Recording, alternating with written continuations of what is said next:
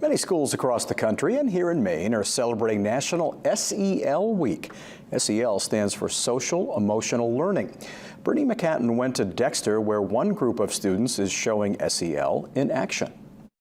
Now, the star-belly sneetches had bellies with stars. The plain belly sneetches had none upon theirs. Friday was a busy day at Ridgeview Community School in Dexter. They never invited the plain belly sneetches. They left them out cold in the dark of the beaches. The Positive Action team of 7th and 8th grade students marked World SEL Day with a trip back to kindergarten. This is Dr. Seuss Week, and so we are with the kindergartners today. We read the book Sneetches, which talks about acceptance and tolerance despite our differences. They were just so cute and they're so fun to be with. Very pretty hair. Then the older students helped the younger ones write down a list of things they like about themselves. I have people.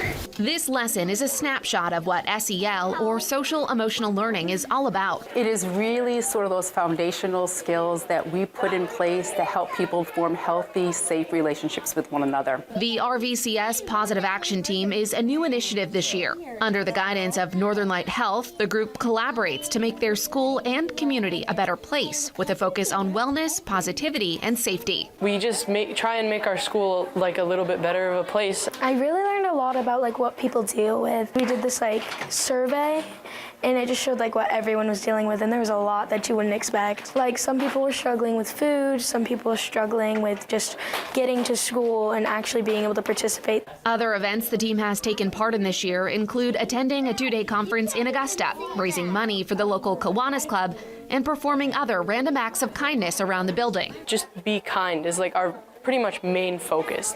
Be kind to other people. I think it makes them feel important, know that they're making a difference in this school. I'm beyond proud of them and all the things that they have done. I like you. Brittany McCanton, WABI TV 5 News, Dexter.